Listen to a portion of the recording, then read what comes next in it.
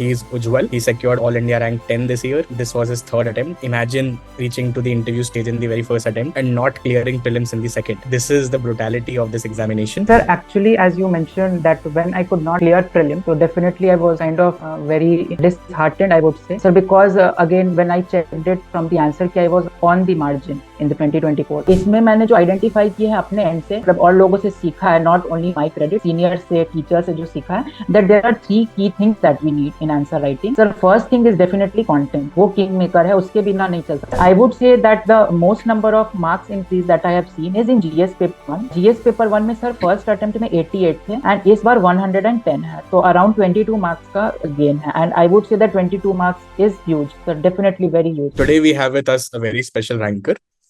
He's Ujjwal. He secured All India rank 10 this year. This was his third attempt. Imagine reaching to the interview stage in the very first attempt and not clearing prelims in the second. Now this is the brutality of this examination. And in the last attempt, he's here with you. I mean, which was his third attempt, his last. He's here with All India rank 10. He's a computer science graduate from the CRC, and he has jumped his marks roughly by 95 marks in mains.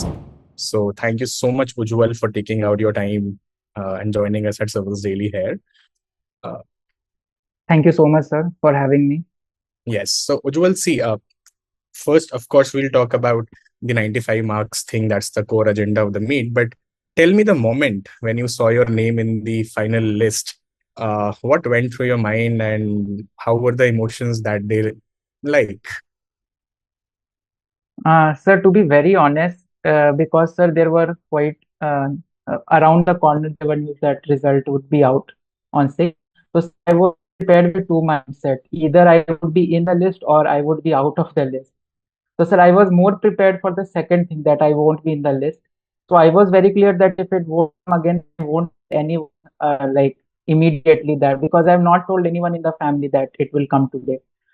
Sir, but again, when I saw the PDF and like just I was scrolling through and I saw rank 1, rank 6, some familiar faces, and then my name, just I saw it. And sir, I would say that I just I made the screen off. I thought it is fake. Sir, but later on, I checked it on UPSC website. Then calls started to come from various places. So then it was a very surreal feeling that God has graced me with this high rank this time. Yeah, I'm sure, especially when you could not clear prelims last time, and for the first and in the first attempt also, when you were not able to find your name, I'm sure a lot of raw emotions have gone. Something about the mindset shift. I mean, reaching the interview and then not clearing prelims.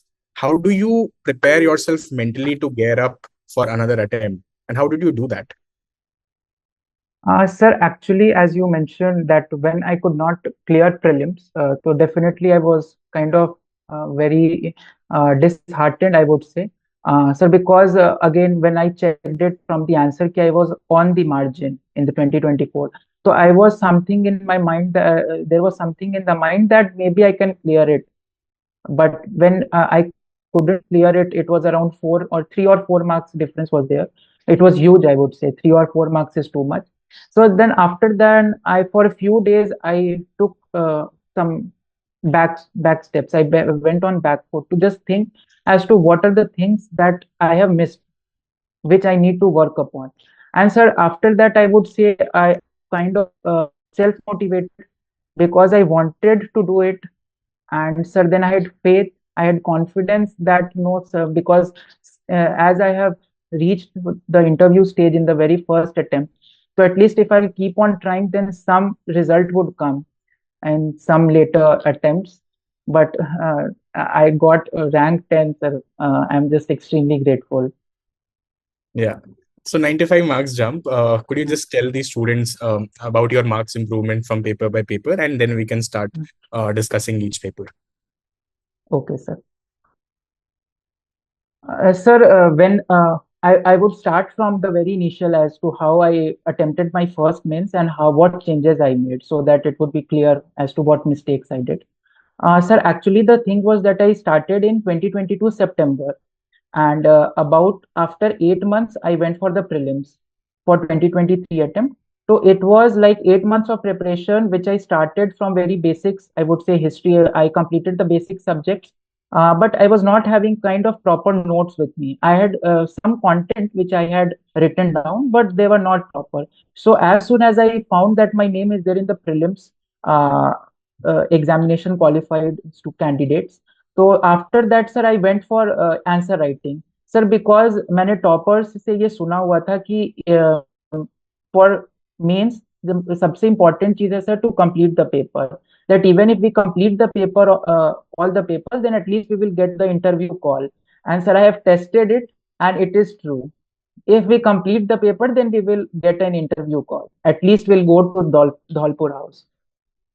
So, sir, in the first attempt, I would say that I had lack of content with me because sir उतना उस वक्त क्योंकि 8 महीने 10 महीने की पढ़ाई सितंबर 22 में start की सितंबर 20 फर्स्ट अबाउट 12 मंथ तैयारी थी कंटेंट की कमी थी बट हाँ इसमें मैंने जो आइडेंटिफाई किया है अपने एंड से और मतलब और लोगों से सीखा है not only my credit senior से टीचर से जो सीखा है that there are 3 key things that we need in answer writing sir first thing is definitely content वो किंग मेकर है उसके बिना नहीं चल सकता sir you can not think of high rank without content sir second thing I have figured out it is time management and completion of paper because sir no matter we write best answer but अगर हमने सिर्फ 12 या 15 answer ही लिखे हैं then again it won't be rewarding for us.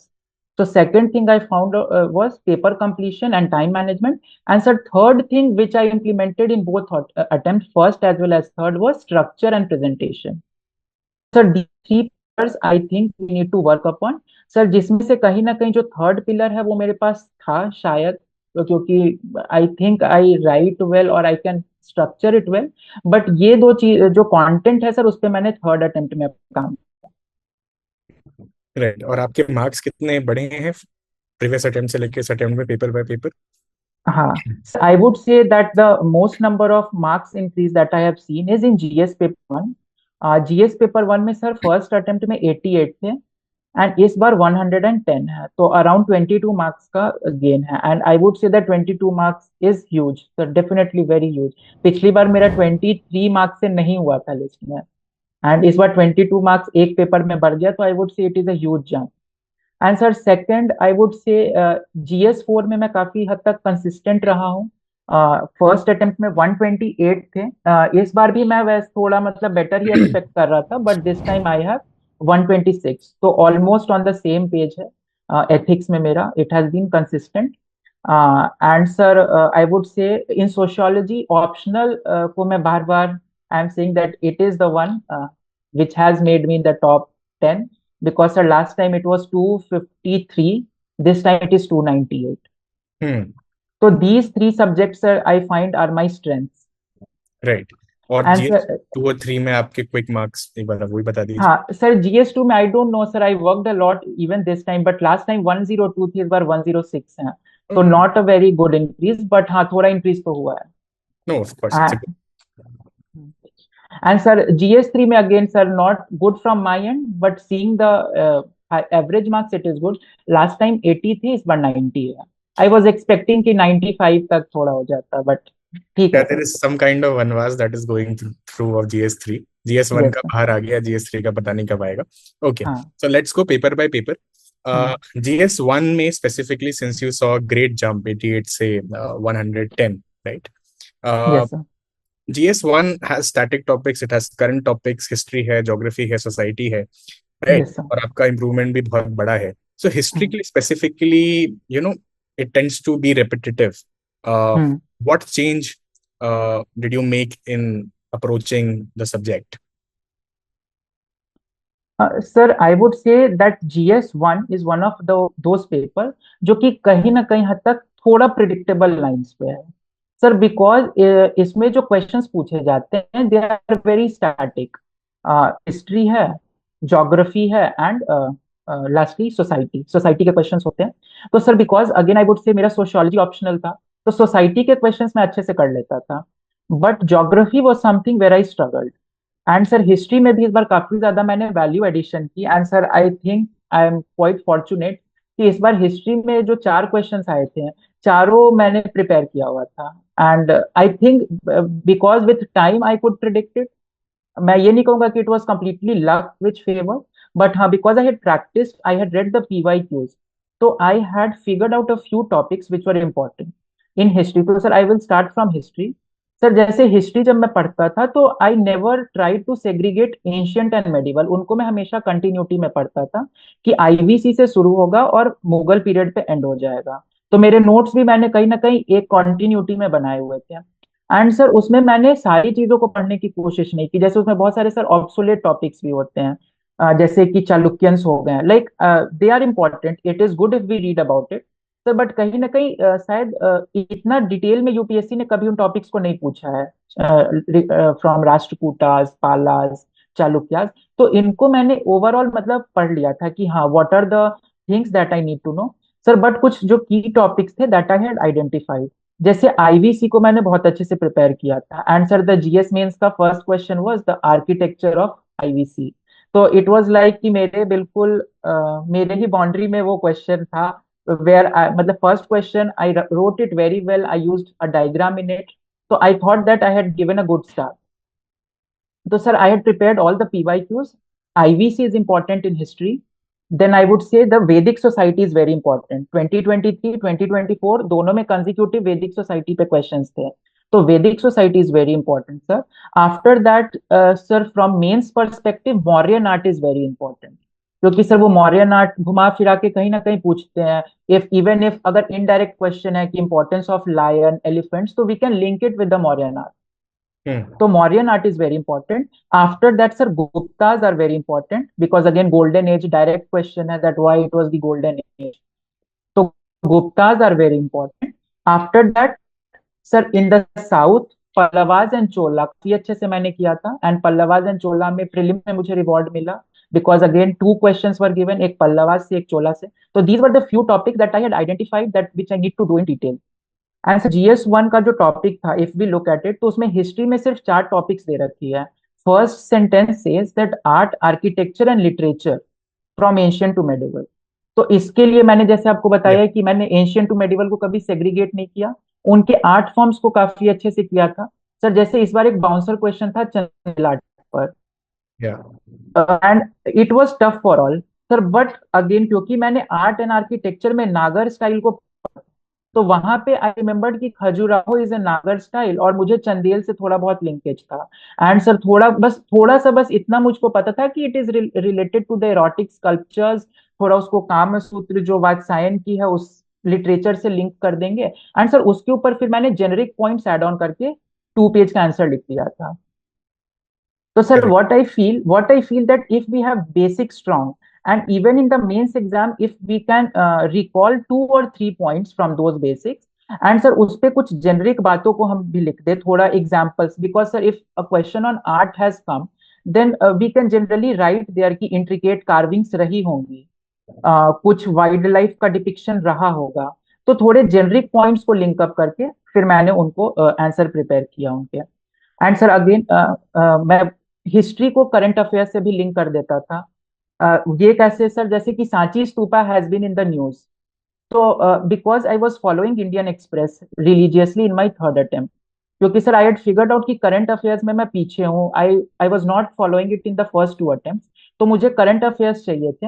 And what I use to do कि जो उनका explain section आता था उसमें कभी कभी आर्ट एंड कल्चर के कुछ टॉपिक्स होते थे, तो उनको बस मैं अपने नोट्स में लिख लेता था. जैसे सर जैसे जो अभी लोथल में मैरीटाइम कॉम्प्लेक्स बन रहा है, तो I ended the IVC question with that Lothal example कि उनका अभी भी एक ट्रिब्यूट है that we are making national maritime heritage complex in Lothal. तो सर इसीलिए I feel that I try to integrate history. I tried to be very thorough with what they have given in the syllabus. जो भी उन्होंने 3 चीजें दे रखी थी, art, literature और आर्ट आर्किटेक्चर, उनको अच्छे से किया. थोड़ा बहुत मैंने डायनास्टीज की क्रोनोलॉजी को अच्छे से दिमाग में रखा कि किस तरीके, बिकॉज उससे भी सर आंसर लिखने में थोड़ी हेल्प हो जाती है कि which were in early medieval, which were later. तो इस तरीके से सर मैंने हिस्ट्री को अप्रोच किया. थोड़े फैक्ट्स याद करने की तो जरूरत है उसमें, definitely. I like the idea कि आपने करंट अफेयर्स को हिस्ट्री में यूज किया, because lot of students don't do that. ये एक बहुत अच्छा एडवांटेज आप ले सकते हो by incorporating current affairs in the history. And obviously PYQ, micro themes, ये तो नॉन नेगोशिएबल है इस प्रिपरेशन में। We have been yes sir. Emphasizing this students को बार बार। Okay, for geography, yes, as you said, it was your weakest also, and it also has, like, it has human element, it has physical element, it has map element, right? So hmm how did you structure your answers specifically there, और differently कैसे structure किया आपने geography में अपने answers को? Region, especially वो region वाले जो questions होते हैं, region specific analysis होते हैं, वो सब आपने कैसे किए? Sir again for geography sir, क्योंकि मैंने वैल्यू एडिशन पे इस बार काफी काम किया था। I had my basics, but कहीं ना कहीं वो I was thinking in my mind कि मेरे मार्क्स नहीं बढ़ रहे हैं because I am not adding something extra. तो सर मैंने डायग्राम्स, जैसे सर मैंने हिस्ट्री में बताया कि मैं सिर्फ आईवीसी में एक एग्जाम्पल, एक डायग्राम बना पाया, Citadel and lower town. Sir but geography के 6 क्वेश्चंस थे, 6 में मैंने डायग्राम्स और मैप बनाए थे। Hmm. And sir this will come, this is something that will come with practice. अगर मैं सर ये सोच के जाऊं कि मैं पेपर में कर दूंगा तो that won't be there. Sir एक थोड़ा सा एग्जांपल मैं दे सकूं, इट्स क्वाइट फनी, बट मैंने ऐसा सोचा था कि सर व्हाट आई थॉट, क्योंकि सर घर में भी हम लोग खीर खाते हैं, इट इज वेरी कॉमन, हर के घर में खीर बनता है सर। बट एक बार मैंने रेस्टोरेंट में खीर खाया था and it was quite expensive. ठीक है। तो व्हाट आई फिगर्ड आउट कि घर में भी खीर है, वहां भी खीर है, बट ये महंगा क्यों है? तो आई फिगर्ड आउट कि उन्होंने थोड़े बादाम केसर ये सब डाल दी है। तो आई हाँ। वांटेड दैट बादाम केसर थोड़ा एलिमेंट में अपने आंसर्स में डाल दूं, ताकि वो खीर वही रहे जो सब लिख रहे हैं, बट थोड़ा सा वो लगे कि थोड़ा 5 स्टार ब्रांडिंग हो गई है। Yeah, the key analogy goes very well इसमें। हाँ। Yes sir. तो सर व्हाट आई डिड, जैसे सर पहला क्वेश्चन था कि what are non farm primary activities. तो सर ये काफी ह्यूमन ज्योग्राफी का है, इसमें डायग्राम बना पाना थोड़ा डिफिकल्ट है। वी कांट से कि मतलब कैसे dive, but what I thought in the paper while I was writing कि यहाँ पे जोग्राफिकल फिजियोग्राफी से लिंक करने को पूछा है। तो what I did was sir कि मैंने फटाक से एक इंडिया की छोटी सी मैप बना दी। And sir I showed the various region, जैसे झारखंड वाले एरिया में मैंने दिखा दिया कि आयरन एंड कोल की माइनिंग हो रही है। फिर जम्मू कश्मीर में मैंने दिखा दिया कि वहां पे we have found lithium reserve, economic development हो सकती है। फिर मैंने कोस्टल एरियाज में दिखा दी कि यहाँ पे थोरियम रिजर्व्स भी हैं और फिशिंग भी कर सकते हैं। तो सर इस तरीके से rather than writing in points, what I did was कि एक इंडिया का मैप बना के वहीं पे छोटा सा मैप था, और उसमें इन हब एंड स्पोक मॉडल मैंने 4-5 पॉइंट्स हाईलाइट कर दिए। तो that was something which I did. Sir again दो क्वेश्चंस थे which was again from physical geography. And sir because 2023 में फ्योर्ड्स पे क्वेश्चन आया था and it was a bouncer again, तो इसीलिए इस बार मैंने फिजिकल ज्योग्राफी पे काफी मेहनत की थी। एंड उसके लिए मैंने क्या किया सर, जैसे कि क्रूड ऑयल पे क्वेश्चन था कि what are the crude oil distribution, मैंने फटाक rather than writing in points in half page I made a world map. और सर मैंने मैप पे ही सारे डिस्ट्रीब्यूशन दिखा दी कि मिडिल ईस्ट में मिल रहा है, गल्फ ऑफ मेक्सिको में मिल रहा है, आर्कटिक में पोटेंशियल है, और इंडिया में भी मैंने बॉम्बे हाई को हाईलाइट कर दिया। तो आई वुड से कि सर सब कुछ दिखाना पॉसिबल नहीं है, बट एटलीस्ट 4 और 5 यदि मैंने दिखाए होंगे तो maybe examiner would have thought that ये इसको आता है। With respect to sources also students are asking कि ज्योग्राफी को एनसीईआरटी के बियॉन्ड जाना चाहिए, अगर जाना चाहिए तो what comprehensive sources would you suggest them? Sir again geography, क्योंकि sir NCERT if we read तो वो I found it that it was quite, वो मतलब it is sufficient, but it is difficult to understand, क्योंकि sir वो थोड़े technicalities में लिखी गई है, फर्स्ट रीडिंग में समझ नहीं आती है। तो sir what it, because I was preparing it from my home, तो मैं मुझे ऑनलाइन नोट्स मिल गए थे सर, पीएमएफ पे उनका मिल जाता है ज्योग्राफी के नोट्स। तो व्हाट आई डिड कि मैंने कुछ वैल्यू एडिशन कर लिया सर। अभी सारे जो मतलब फैकल्टी वी वांट उनके ऑनलाइन लेक्चर्स भी अवेलेबल हैं, if someone is enrolled in any coaching institute, तो वहां पे जो फैकल्टी पढ़ा रही है आप उनसे समझ सकते हो। तो सर इस तरीके से मैंने अपनी बेसिक्स को एनसीईआरटी पे ही स्टिक रखा, बट उसके ऊपर वैल्यू एडिशन करके सर मैंने अपने पॉइंट्स को प्रिपेयर किया, so that I get a Claire. Human geography के लिए मैंने एनसीईआरटीज नहीं पढ़ी थी 12th स्टैंडर्ड की। वो सर मैंने कंप्लीटली ऑनलाइन सोर्सेज से, जो ऑनलाइन लेक्चर्स होते थे उनके थ्रू मैंने एक्सट्रैक्ट किया था, बिकॉज सर उसमें थोड़ा मुझे लगा कि वी नीड करंट अफेयर्स, और एनसीईआरटी थोड़ी सर ओल्ड डेटा पे है, तो आई थॉट कि it is not so much beneficial. जैसे आपने कहा sociology has also been your optional and current affairs interlinkage में भी also been very good. Society has been more dynamic these days. Society के क्वेश्चंस आप देखोगे बहुत हम्म सारे क्वेश्चंस करंट अफेयर्स से आ रहे हैं. So what hmm has changed with respect to society as a subject in GS1?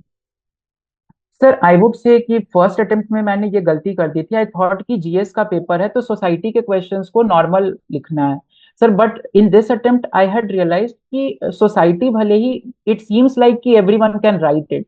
Hmm. Caste का क्वेश्चन है सर, हर कोई लिख सकता है सर. हम्म. बट वही है, डिफरेंशिएटर लाने की जरूरत है. वी नीड टू शो कि हमारी ब्रांडेड आंसर्स हैं. क्योंकि sir again I won't suggest कि सोसाइटी के लिए सोशियोलॉजी पढ़ लो. It is completely impossible to do sir. But at least what I want to convey कि जो कुछ इंपॉर्टेंट टॉपिक्स हैं जो हर बार पूछे जा रहे हैं, जैसे कास्ट पे क्वेश्चन आ रहा है, रिलीजन पे क्वेश्चन आ रहा है, रीजन वाइज रीजनलिज्म का जो इशू है क्वेश्चन है, कास्ट पे क्वेश्चन है. तो sir what I suggest is कि इनमें थोड़ी सी टेक्निकलिटीज डाल देने की जरूरत है. जैसे if we are writing about globalisation ना, तो एक सिंपल डेफिनेशन से अच्छा है कि कोट एंथनी गिडेंस, कि Anthony Giddens has said that globalisation is this. और अगर if it is a question on caste तो जीएस भूरे को कोट कर दे. They are not very, we don't need to read the entire theory. बस keywords हमें identify करने हैं कि व्हाट आर दोस की terms, so that we can have a good introduction to our answers. And sir उसके बाद again जो हम लोग बेसिक पॉइंट्स लिख रहे हैं उसमें थोड़े टेक्निकल टर्म्स यूज करने की जरूरत है सर. जैसे कि ग्लोबलाइजेशन का क्वेश्चन है तो we should be using words such as homogenization of culture. We should be using the words such as hybridization of culture. And again, अगर caste का question है तो we should be writing about how it is overlapping with patriarchy, जैसे सरपंचपति. और भी मतलब थोड़ा सा सर आंसर को अपग्रेड करने की जरूरत है. If we will write only in layman terms जो सब कोई लिख पा रहा है, then somewhere the marks will get average out. Hmm. Right. So phenomenal strategy with respect to GS1. 88 से 110 is a phenomenal jump. GS2 में although आप claim कर रहे हो कि बहुत ज्यादा नहीं है, but then of course it's 100 plus and it's a good mark. So with respect to polity also आप मुझे बताओ कि कैसे इसमें maximum jump करना है, because ये application based paper है, बहुत applied फॉर्मूले लगते हैं इसमें. और लोगों को ज्यादातर लगता है कि इसमें बस कॉन्स्टिट्यूशनल प्रोविजंस लिख दो उससे हो जाएगा, but then I think it's more than that. It's a lot of applied paper. So examiners को पसंद आए ऐसा क्या लिखना चाहिए GS2 में? सर आई वुड से कि जो लक्ष्मीकांत सर की बुक है और that is not sufficient for mains. It is a correct. Sir, it is a kind of myth that it is enough for polity. It is enough for prelims, correct. no doubt. It is enough for prelims but not for mains. Sir what जैसे questions आते थे sir about attorney general. इस बार question था, questions were regarding in the last attempt if I am not wrong, कुछ governor के powers पे question आए थे. तो या. सर इन सारी चीजों को इंट्रोड्यूस करने के लिए दोज आर्टिकल्स आर सफिशिएंट. जो आर्टिकल्स दे रखे हैं through them we can introduce constitutional provision, we can write from Laxmikant sir की बुक सर. बट अगेन वहां पे वैल्यू एडिशन की जरूरत है जो कि मिसिंग है सर की बुक में सर. जैसे कि we need to write a lot about the case laws sir. जैसे यदि कोई कॉन्स्टिट्यूशनल अमेंडमेंट पे क्वेश्चन आया है तो we generally focus on case sir. But I feel कि थोड़ा सा उसको एक दो डायमेंशंस और डालने होंगे कि how it has evolve sir. जैसे there are many laws which we have forgotten और which we don't use such as Minerva Mills, वो काफी इंपॉर्टेंट था. तो सर इस and again sir again a lot of laws are there related to article 21. उनकी मैंने एक लिस्ट बनाई हुई थी, अभी तो याद नहीं है. जैसे Olga Tellis, right to shelter, right to privacy, case Puttaswamy judgment. तो सर इस तरीके से मैंने एक लिस्ट बनाई हुई थी, cases and the what rights they provided to the people. तो इस तरीके के केस लॉज का एक लिस्ट रखने की जरूरत है. एंड सर कहीं ना कहीं बहुत हद तक करंट अफेयर्स को लिंक करने की जरूरत है क्योंकि again paper is very dynamic.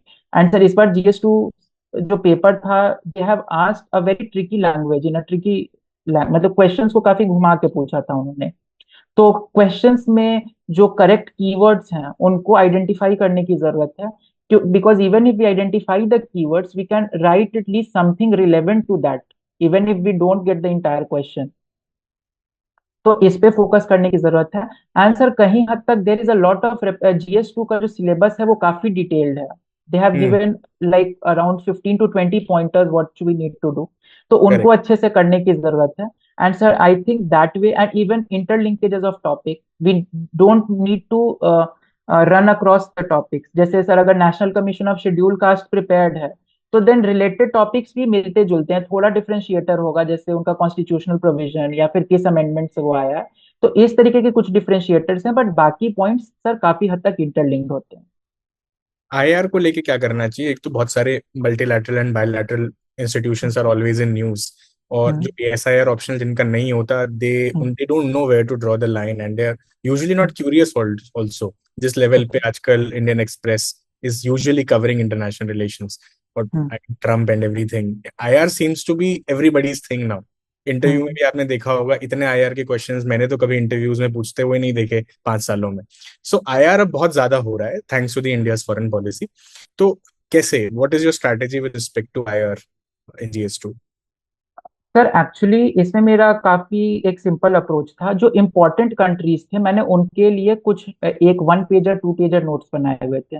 Because sir France has been in news quite a lot, तो फ्रांस पे मेरे 2 पेजर्स नोट थे कि हमारा रिलेशन क्या है, what are the deals that we have signed. Similarly I had made notes for Canada, because again वो काफी हद तक न्यूज में रहा था। फॉर चाइना, एंड सर मतलब ये काफी लिमिटेड थे, मतलब आई वुड नॉट से for all countries we can make, but जो 4-5 important countries that we can identify, Maldives. Maldives पे, एंड अगेन इंटरव्यू में मुझसे मॉलडीव्स पे क्वेश्चन पूछा गया था, तो I had made 1 pager notes on these countries, Sri Lanka, Maldives. And sir neighbourhood के तो सारे कंट्रीज इंपॉर्टेंट हैं ही। Apart from this sir, because these are handful of countries, apart from that sir, I had made it region wise, because sir यदि south east Asia का मैंने एक overall picture देख लिया कि हमारा सिंगापुर से या मलेशिया से किस तरीके का है, तो we can at least not write, अगर it and sir it is highly rare कि यूपीएससी आस्क कि इंडिया सिंगापुर रिलेशंस पे बताओ, डिस्कशन करो, what are we are having. तो सर उसके अपार्ट मैंने ब्लॉक वाइज और रीजन वाइज किया था कि what are our relation with Asian countries, what relations we have with African countries, what's the relation with BRICS, G20, SCO। And sir ये काफी हद तक आई वुड से कि प्रिडिक्टेबल है यार, because again I was following the newspaper. तो मैंने कुछ कुछ क्वेश्चंस फिगर आउट किए हुए थे। जैसे this time there was a question on globalisation का, that we are moving away from globalisation in post war era. तो sir these were the questions that I had read, because again I was following editorials of C. Raja Raman sir that comes on Indian Express. तो again that helped me because I was following newspaper, तो मुझे काफी हद तक detail में चीजें पता थी लिखने को। मार्क्स उतने अच्छे नहीं आए, वो अलग बात है, बट अगेन सर इसी तरीके से मेरी स्ट्रैटेजी थी कि at least if I know region wise, तो I can then increase it to cover various countries. In governance and welfare schemes also, I mean, there is a dump of schemes. इतने सारे schemes हैं, how do you keep a track of it? और क्या सब important भी है कि नहीं, माइक्रो थीम से हमें आइडेंटिफाई कर लेना चाहिए कि यही वाला रीजन या यही वाला एरिया इज मोर इम्पोर्टेंट और इन्हीं के स्कीम्स को प्रायोरिटाइज करना चाहिए? What is your take? Sir governance में मैंने I had figured out the important schemes through the various important areas. Sir जैसे मैंने एक विमेन एंड मदरहुड पे मेरे नोट्स बनाए हुए थे कि what the government is doing to promote women empowerment and motherhood. Because sir motherhood भी आई थिंक लास्ट प्रीलिम्स 2 साल से कंजिक्यूटिव मदर वाले स्कीम्स पूछे हैं, that how we are doing. तो एक मैंने इस पे काफी, and women empowerment is something that has appeared in this year's paper, तो विमेन सोशल कैपिटल से रिलेटेड क्वेश्चन था। तो something first thing was women empowerment and motherhood. Sir second I had made about e governance. हर साल sir e governance पे questions आते हैं। I had made notes related to the again Aadhaar, interoperability, UPI, JAM trinity, how we are providing accessibility. तो एक उस पे ई governance पे मेरे नोट्स बने हुए थे। And sir third pillar I would से हेल्थ एंड एजुकेशन। इनको मैंने काफी हद तक लिंक करके दे रखा हुआ था। Again when we are doing women, तो कहीं ना कहीं हेल्थ और एजुकेशन उसके अंदर भी आ ही जाता है। We had some data points that we need to do. Sir ये 3 पॉइंट्स हो गए। And sir again I had prepared something related to those minority upliftment, again क्योंकि क्वेश्चंस काफी पूछे गए थे। तो in minorities I had made notes for children welfare, I had made for minorities, I had made for people with disabilities, and fourth one was for this LGBTQIA community. So these were Yeah. the four specific areas where I had focused. So sir ऐसे, and I may have missed some, but sir मेरे governance के around 9-10 pages के ही notes थे. Right. Now let's come to the paper that troubles all of us the most. It's GS3. I don't know what is the logic and what's the funda. But then you tell me, Ujjwal, what you have understood about this paper. क्या template लगता है इसमें? क्या data चाहिए? क्या value addition चाहिए? जिससे students can cross 100 marks in this paper. Sir, I would say because again it is a matter of luck that you get 100 plus at least in the past 2-3 years. Again sir, Absolutely. मेहनत तो लगती है, मेहनत तो सबकी लगती है, but again we can't say कि 100 plus आ ही जाएंगे. बहुत मतलब Right. handful of people get that. तो सर व्हाट वाज, क्योंकि मैंने 10 मार्क्स का इंक्रीज किया है फ्रॉम 80 to 90, तो what changes I made I can suggest sir. Sir first thing, जैसे मैंने बोला मेरे पास करंट अफेयर्स नहीं थे, तो जो मेरे फर्स्ट अटेम्प्ट में मैंने जो आंसर्स लिखे थे it was quite static in nature, मैंने ज्यादा वैल्यू एडिशन नहीं की थी. Sir what I changed in my this attempt was कि मैंने कुछ की एरियाज आइडेंटिफाई किए फॉर, क्योंकि इसमें सर 6 सब्जेक्ट है if I am not wrong. First is economy, Yeah. Second is agriculture, third is science and tech, fourth is environment, then disaster management and internal Right. Security. ये 6 subject आते हैं. And sir इसमें से internal security is the one which is 50 marks fix. तो sir उसको मैंने काफी अच्छे से प्रिपेयर किया था. I had made notes on all the possible topics that can come. Again this time काफी प्रिडिक्टेबल पेपर था. Questions were asked on terrorism, questions were asked on LWE, left wing extremism, coastal security and northeast insurgency. And sir, I had made notes on all these 4 topics. Sir, but again, notes will not just work. Notes need to substantiate. They need to substantiate your arguments. तो sir मैंने हर चीज में कुछ data point sir याद किए हुए थे sir. जैसे फॉर एग्जांपल LWE को लेके एक गवर्नमेंट ने बोला हुआ है 31st March is the deadline for that, and ये पेपर में डेली आता था. So what I had made that I had remembered one quotation of Amit Shah, Honorable Home Minister's speech where he has said कि हमारे extreme district जो इससे प्रभावित हैं that has reduced from 12 to 6. And sir, I started from here. I started from a data that Honorable Home Minister has said this and this. Again, current affairs को sir कैसे link किया? Question were asked on terrorism. How has it manifested? I started with Pahalgam terror attack. तो sir थोड़ा कहीं आई feel कि in order to at least get in the range of 85 to 100 or 90 to 100, we need to substantiate our arguments using current affairs. तो ये sir एक point. Internal security, I think on all the 4 questions I had used at least 1 or 2 data to substantiate. Northeast वाले में भी sir I had quoted R.N. Ravi sir who was handling that Nagaland का जो agreement हुई थी Yeah. peace accord. So I started with his he had given, I don't remember sir, काफी time हो गया रिवीजन किए हुए, but he has given a quotation कि how he has handled Northeast. So I started with R.N. Ravi sir's that quote. तो इस तरीके से sir I value added in my internal security answers. Then I would come to sir economy. Sir economy कहीं ना कहीं I would say because last 4-5 years में काफी unpredictable questions आ रहे थे. जीडीपी एस्टिमेशन, अनएम्प्लॉयमेंट मेथोडोलॉजी, ये सब पूछ रहे थे. I had tried to prepare all of them, but again it is quite exhaustive to learn everything, learn the entire data. We cannot learn everything because we are human. इस time sir कहीं ना कहीं वो थोड़े से predictable थे. जैसे PLI पे क्वेश्चन था, एंड सर पीएलआई पे मैंने अच्छे से डेटा पॉइंटर कुछ लिखे हुए थे कि 14 की सेक्टर्स में है, we need to move from incremental sales पे इंसेंटिव्स देना है. तो I started from the basic idea of PLI. तो सर व्हाट आई सजेस्ट कि एटलीस्ट जो इम्पोर्टेंट चीजें हैं, जैसे PLI has already come, government is focusing a lot on national monetisation pipeline, infrastructure project, capex काफी इंक्रीज हो रहा है. तो at least we need to figure out these key projects और उनके कुछ डेटा याद कर लेने चाहिए सर. एटलीस्ट सर जो इम्पोर्टेंट है, जो न्यूज में लगातार है, even if somebody is not having the time to read newspaper, वो मैगजीन्स में देख सकते हैं कि what topics are there frequently.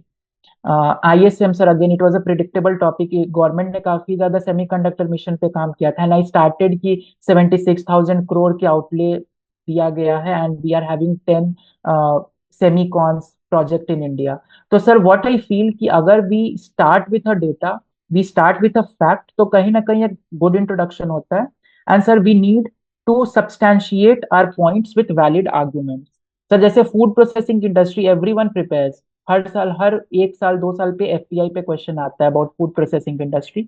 But we need to again at least, जैसे हमने बोला कि जॉब एम्प्लॉयमेंट हो रही है, एम्प्लॉयमेंट जनरेशन होगा, एक्सपोर्ट बढ़ जाएंगे, but these are generic points. अब सर उसी में यदि वी राइट अबाउट की PLI for food processing, PM FME schemes, we write about PM Sampada Yojana, तो सर ऐसे अगर हम लोग थोड़े एग्जाम्पल से सब्सटैंशिएट कर देंगे इकोनॉमी के क्वेश्चंस को, तो I think that will have better return. Correct. And similarly for quickly environment and science and tech, if you can. Sir, again, science and tech and environment, again, very dynamic. Questions are rarely repeated in these topics because वो again current से होता है काफी ज्यादा. So I would suggest that go through the current affairs which has been there in the past 1 year. Uh, Again, current affairs without static has no meaning. Static पढ़ना ही पड़ेगा. Hmm. Like what are the national parks, ये सब तो जानना जरूरी है. But we need to value add with those current affairs. तो sir we need to focus on that.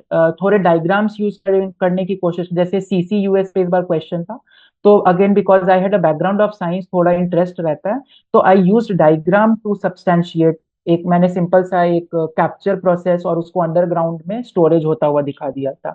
तो इस तरीके से यदि छोटे छोटे डायग्राम्स हम लोग वैल्यू ऐड कर ले अपने में, COPs are very important, COPs पे क्वेश्चन आते हैं, तो आई वुड सजेस्ट कि जो एटलीस्ट जो मेन आउटकम हुए हैं कॉप्स के, that needs to be noted down. Yeah. Okay, let's discuss your favorite paper, I guess, where you have been consistently scoring 125 plus. That's ethics. So, Hmm. yeah, what is the strategy that you would suggest them to go 125 plus? Sir, ethics, I think I have already been sharing a lot of things, so I would be speaking a lot, but I would try to be to the point. Because, sir, ethics, again, the UPSC has given a very well-defined syllabus. And, sir, for ethics, I have never read any book. I started with a book, G. Subba Rao sir ki book thi. I started with it, sir, but again, I thought that it is quite mechanical. मतलब, I was not able to uh, याद नहीं कर पा रहा था sir चीजों को, क्योंकि बहुत सारे वेस्टर्न आइडियाज, वेस्टर्न फिलोसफर, और वो एक बार में नहीं जाता है दिमाग में. तो Hmm. आफ्टर 10 डेज, 10 डेज भी नहीं सर, आफ्टर 3-4 days I shut the book. I went to the syllabus.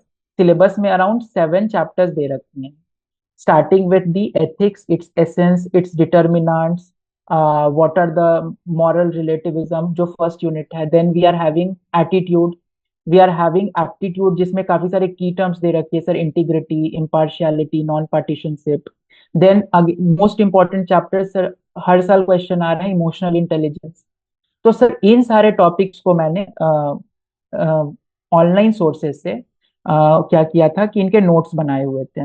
What I did was sir कि इनके डेफिनेशंस, हर टॉपिक पे आई ट्राइड कि जब मैं टेस्ट दे के आऊं, टेस्ट का जो मॉडल आंसर है, there use to be certain quotes given on every topic. Sir जैसे एटीट्यूड पे एपीजे अब्दुल कलाम सर की काफी सारे कोट्स हैं. इंटीग्रिटी पे we can quote Warren Buffett. If I have a person with same knowledge and same integrity, I would choose a person who has more integrity. तो sir इस type के कुछ छोटे छोटे कोट्स थे जो मैं हर आंसर, हर टॉपिक से में लिख लेता था from the model answers. And again sir छोटे छोटे micro diagrams are very important. Sir जैसे कि ईआई में जो 4 क्वाड्रेंट बनता है, that is very important to showcase. अगेन जो हमारा सीएसआर है, corporate social responsibility, ESG principles, इसमें we can show that small diagram, people, process, planet वाला जो ओवरलैपिंग 3 पीस वाले हैं. तो इस तरीके के सर छोटे छोटे डायग्राम्स मैंने ऐड करने की कोशिश की. And sir the most important thing which I did from my end was कि sir apart from adding philosopher, कि सर जैसे इमानुअल कैंट की philosophy, Aristotle, Socrates, Plato, non negotiable, Gandhi ji के फिलोसफी नॉन निगोशिएबल, उनको तो करना ही पड़ेगा. What I did was sir कि क्योंकि आई थोड़ा स्पिरिचुअल मैं ज्यादा हूँ, तो I had a lot of examples. वो मैंने लिखा हुआ नहीं है सर, क्योंकि मैं माइथोलॉजी काफी ज्यादा मैं रीड करता हूँ. Sir what I tried in the actual paper कि I quoted a lot of mythological examples. Sir जैसे इस बार एक क्वेश्चन था, उसको तो पढ़ के, एक कोट का मीनिंग था कि those in trouble trouble are a trouble trouble, कुछ ऐसे था सर. तो उसको मैंने रीड किया, उसका हिंदी पढ़ा, अच्छा, तो आई अंडरस्टूड कि यहाँ पे I need to tell about moral courage, I need to tell about how we need to be having perseverance. तो sir I quoted about Bhagavad Gita that how Arjuna has been encouraged to remain calm in tense situation. I quoted Urmila from Ramayana कि despite being alone in in palace she was having a काम behaviour. तो sir इस तरीके से मैंने काफी हद तक माइथोलॉजिकल एग्जांपल्स कोट किए फ्रॉम पुराण, मैंने काफी हद तक कोट किए हैं कि जैसे Prahlad story is my favourite, तो मैं वहां से कोट कर देता था. तो इस तरीके से मैंने काफी हद तक मिथोलॉजिकल एग्जांपल्स कोट किए. हिस्टोरिकल फिगर्स को सर काफी ज्यादा कोट किया. सर जैसे यदि पेरेंटहुड पे क्वेश्चन है तो I quoted about mother of Chhatrapati Shivaji Maharaj, Jijabai, that she was an ethical lady who had a lot of influence on her son. I quoted about Rani Lakshmi Bai, I quoted about Ahilya Bai साहब होलकर. तो because sir again क्योंकि history और mythology में थोड़ा सा interest था तो मैं वहां से कंटेंट ले लेता था, कोट्स लिख रहा था. एंड सर अगेन क्योंकि एथिक्स में काफी हद तक टाइम मैनेजमेंट में दिक्कत होती है तो space utilisation is much important. तो सर मैं थोड़ा सा ऐसे टेबुलर फॉर्मेट में लिखता था सो दैट कि थोड़ा पेज यूटिलाइज भी हो जाए और भरा भरा भी लगे. Because if we write linearly तो वो काफी टाइम लगता है, but if we write in a tabular format तो थोड़ा ऊपर नीचे अगर एम्प्टी भी है इट स्टिल लुक्स लाइक कि पेजेस आर फिल्ड अप. तो सर इस तरीके से स्पेस यूटिलाइजेशन पे काम किया मैंने एथिक्स में. केस स्टडीज को लेके if you can share something because that's a decider in ethics. Yes sir.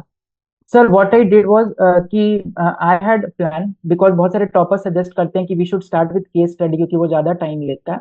But sir what I thought कि जो इवेलुएटर होगा वो फर्स्ट पेज से मेरी कॉपी पढ़ेगा, एंड इफ फर्स्ट पेजेस मेरे अच्छे नहीं हुए then he will not have a good impression about me. So what I did, I always started from theory questions, and 1 hour 30 minutes max में मैं 13 questions complete कर लेता था.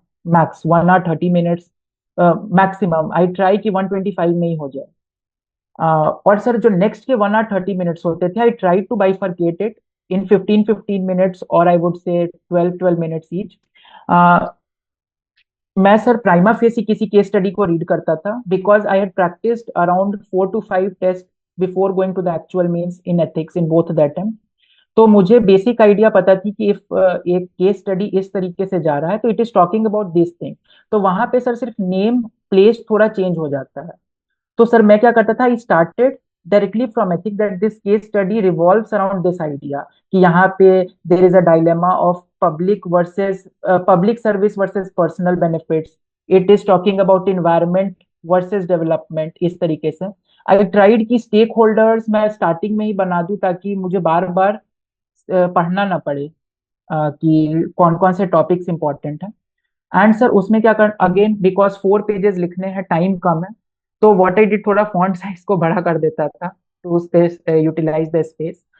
सारे पार्ट्स को सर मैं कंप्लीटली बॉक्स, जैसे अगर ए पार्ट है तो उसको ऐसे बॉक्स में डाल देता था that here I am starting my A part B part, ताकि थोड़ा सेग्रीगेशन दिखे टॉपिक्स मतलब सब क्वेश्चंस के बीच में. And sir third I would say कि अगर we practice around 4 tests before going to the actual means, agar we are taking any test series, so if we are practicing say 24 case studies, so we are already prepared. If we are reading the model answers we are prepared. वो dilemmas उस वक्त sir सोचने नहीं पड़ते हैं कि अच्छा this is integrity versus public private benefit, this is मतलब वो जो डायलेमाज इंटीग्रिटी प्रोबिटी जो डायलेमाज होते हैं तो वो कहीं ना कहीं सर प्रैक्टिस के कारण दिमाग में इनग्रेन था.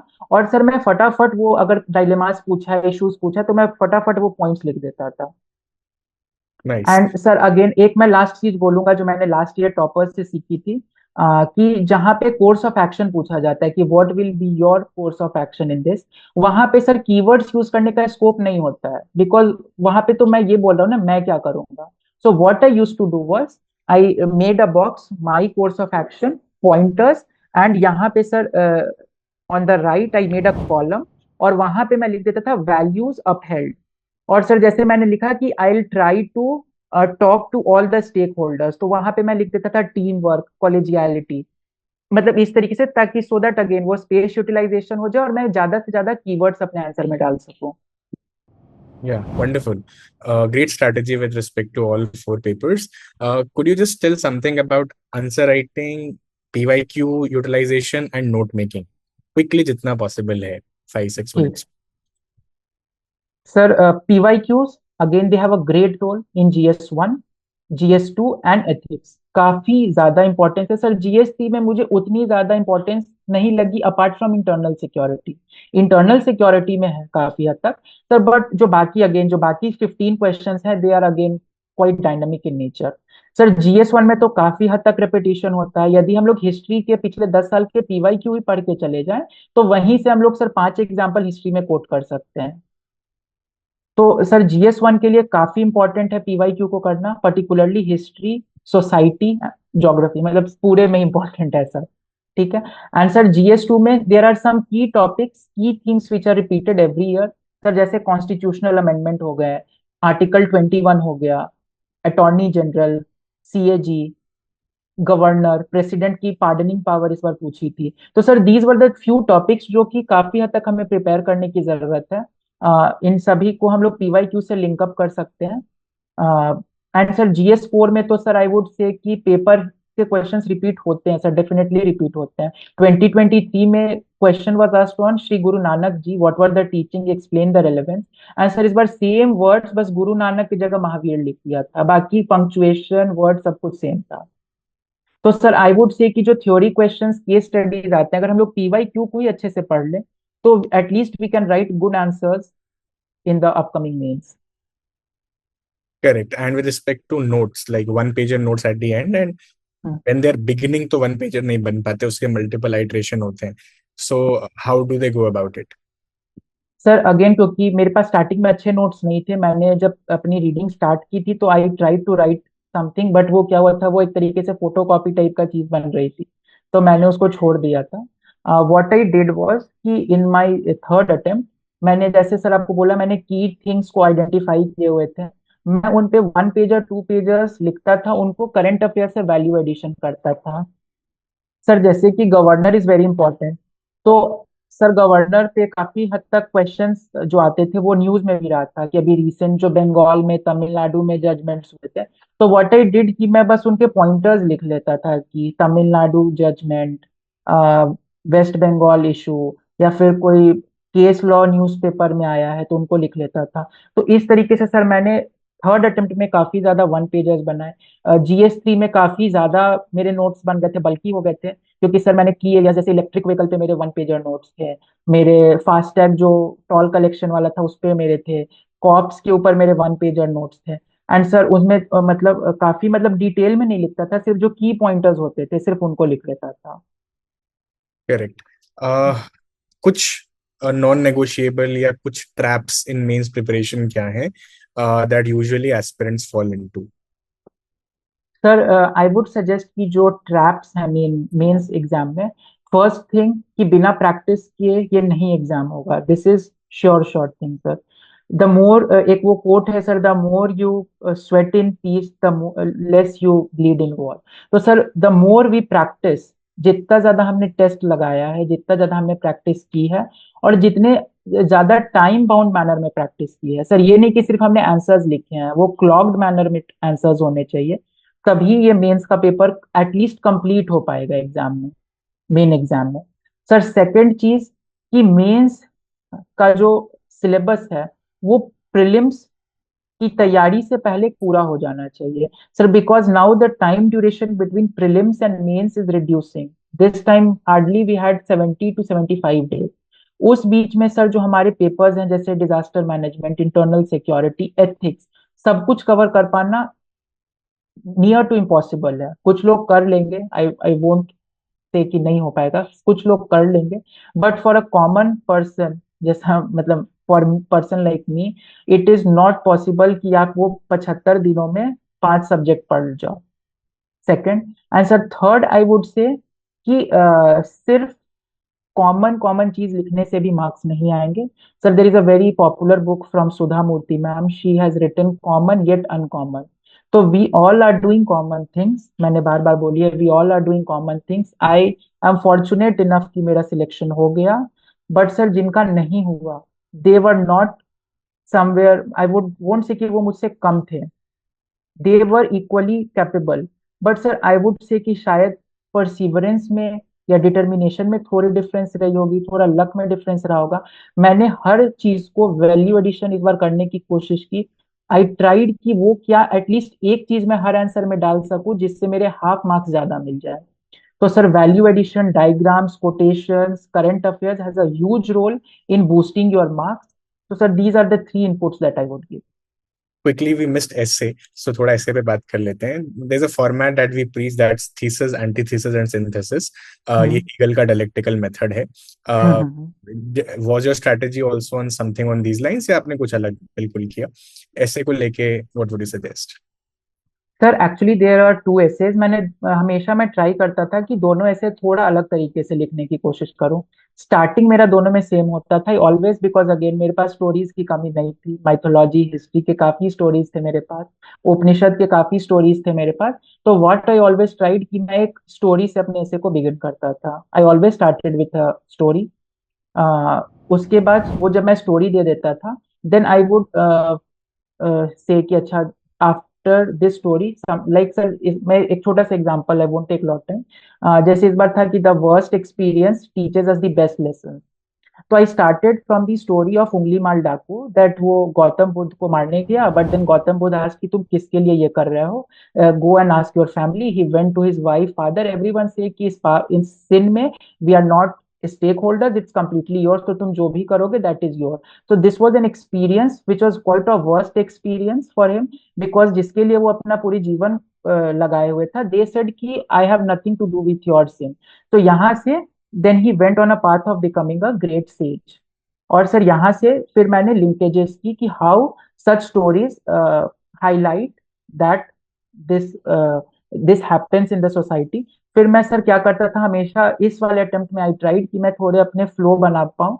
मैं टॉपिक्स को ऐसा नहीं करता था कि अब्रप्टली चेंज करता था, जैसे जो पेस्टल अप्रोच होता है ना सर, कि तुरंत पॉलिटिकल लिखा फिर इकोनॉमिक लिख दिया, तो सर वो काफी मैकेनिकल लगता था।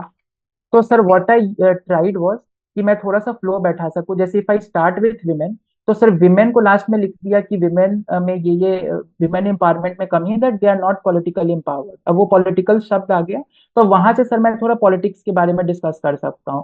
फिर सर पॉलिटिक्स का मैंने बता दिया कि politics is doing this doing that, but again socio economic representation सही से नहीं है, तो वहां से सर थोड़ा सोशियोलॉजी आ गया वहां पे। तो सर इस तरीके से एक फ्लो बैठाने की कोशिश की।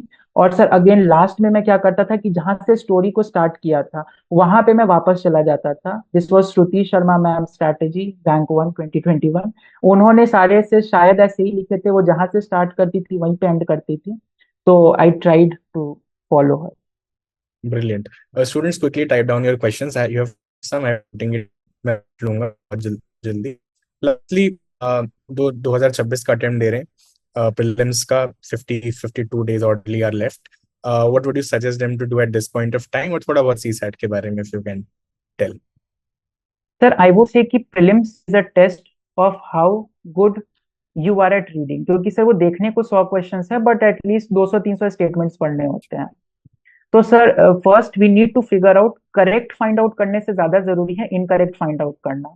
सर बिकॉज पेपर का पैटर्न बदला है, they have stopped asking 1 2 and 3 2 3 and 4, now they are asking only 1 only 2। Sir but if we are able to figure out की करेक्ट इनकरेक्ट स्टेटमेंट कौन है, तो at least sir all three will get eliminated. If we find कि at least one statement is correct, तो that none will get eliminated. तो sir इसलिए sir elimination still has a role, we need to find out कि incorrect क्या है। अगर हम लोग इतना कर लेते हैं तो काफी हद तक हमें कॉन्फिडेंस मिलेगी पेपर सॉल्व करने में। Second thing, prelims means it's highly influenced by PYQs, particularly in few static subjects such as history, polity and geography। इनमें सर काफी ज्यादा रेपिटेशन होती है हर साल, जो सर आई वुड से कि 5 से 6 क्वेश्चंस PYQ ही होते हैं इस बार में। PYQ ज्योग्राफी में सर ये आइसोथर्म्स के ऊपर हर बार क्वेश्चन आ रहे हैं, वाटर एंड लैंड का जो हीट डिफरेंस हो रहा है। तो this is also PYQ, even अगर वर्ड्स रिपीट नहीं हो रहे हैं, टॉपिक इज गेटिंग रिपीटेड। तो PYQs को अच्छे से करने की जरूरत है। PYQ को करने का मतलब सर ये नहीं है कि सिर्फ हमने सही आंसर मार्क कर दिया और आगे बढ़ गए। जो इनकरेक्ट स्टेटमेंट्स हैं उनको भी पढ़ने की जरूरत है कि आखिर ये स्टेटमेंट इनकरेक्ट क्यों है। वन वर्ड जो आंसर होते हैं सर, जैसे क्वेश्चन पूछता है कि who surrendered due to the Portuguese, तो वहां पे सर एक किंग ही सही है, बट जो तीन इनकरेक्ट किंग्स हैं they are important, because sir UPSC wants कि वी नो कि वो किंग कौन से हैं। तो सर इस तरीके के पीवाईक्यू को एनालाइज करना है। And sir third thing again I would say कि ज्यादा से ज्यादा मॉक्स लगाने हैं। एंड सर मॉक्स के मार्क्स उतना ज्यादा इम्पैक्ट नहीं करेंगे हमें, बिकॉज अगेन मॉक्स में कुछ ऐसे क्वेश्चंस भी होते हैं जो काफी टफ होते हैं, कुछ कुछ मतलब एब्सर्ड से क्वेश्चंस होते हैं। तो if we are getting them wrong, I would say this is something which is something normal. But if sir we are having silly mistakes कि कुछ गवर्नर का क्वेश्चन गलत हो गया, प्रेसिडेंट का क्वेश्चन गलत हो गया, मुगल्स के क्वेश्चंस गलत हो गए, तो that is not negotiable. And sir fourth thing जो मेरे लिए काम की, सर प्रीलिम्स चाहे कितना भी टफ होगा वो सबके लिए टफ होगा। सेकेंड अटेम्प्ट में सर मैंने सिली सिली मिस्टेक किए, थोड़ा मैं नर्वस हो गया। जो क्वेश्चन पेपर में मैंने टिक आंसर किए थे वो बाद में आके पता चला that I had tick the right thing, but I didn't fill in the OMR because I was nervous कि क्या पता कहीं पर कट ऑफ मिस हो जाए इस मिस्टेक के कारण। तो सर रिस्क लेने की जरूरत है, एजुकेटेड रिस्क लेना होगा। अगर पेपर टफ है तो सबके लिए टफ है, we have to be performing relatively good. तो सर यही की terms I would say. And sir I would always say कि इफ वी हैव थॉट कि करना है, तो no matter sir how difficult it is, उसको करना है sir. Faith is something which is very important. If we will not be having faith on us, then sir पूरी दुनिया बैठी है टू डाउट अस कि तुमसे ना हो पाएगा। But sir I would say कि हमें अपने ऊपर बिलीफ रखना है कि नहीं हो जाएगा, कुछ तो हो जाएगा। इवन इफ ये एग्जाम नहीं होगा, कुछ और हो जाएगा, एटलीस्ट कुछ जीवन में अच्छा हो जाएगा। तो सर आई वुड से कि prelims is about confidence and more PYQs and practice. Lastly Ujjwal, CSAT के बारे में थोड़ा बता दो। सर आई वुड से कि सीसैट में मैं बेस्ट पर्सन नहीं हूँ बताने के लिए, because sir I had never practised CSAT. 2023 में काफी टफ पेपर आया था, but again I had not practised anything apart from doing a few मॉक्स। I won't say कि मैं बिना प्रैक्टिस के चला गया था, मैंने कुछ पढ़ा नहीं था अलग से, बट हाँ क्वेश्चंस प्रैक्टिस किए थे।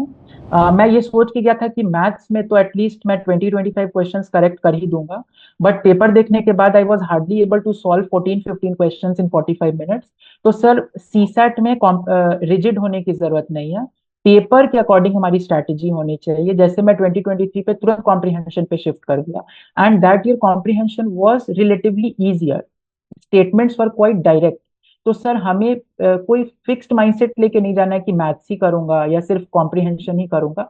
आई वुड सजेस्ट कि तीन पिलर्स हैं, reasoning, maths and reasoning, number system जो मैथ्स है, एंड कॉम्प्रिहेंशन। अगर दो पिलर्स भी हम अच्छे से कर लेते हैं तो शायद हो जाएगा। सर 3 अटेम्प्ट मैंने दिए हैं, तीनों में मेरी स्ट्रैटेजी यही रहती थी कि ज्यादा लोड नहीं लेना है सीसैट के लिए। 45 क्वेश्चंस करने हैं, 80% एक्यूरेसी भी हो जाएगी, तो I would be scoring above 80 marks. ऐसा तीनों बार में मेरे 84-85 ऐसे ही थे marks। इस बार का तो मार्कशीट अभी नहीं देखा है, because I had field for I force और उसका भी कट ऑफ क्लियर हो गया था। बट अगेन आई बिलीव कि इस बार भी वही 90 के रेंजेस में मेरे सी सेट के मार्क्स हैं। ग्रेट, वंडरफुल सेशन उज्जवल।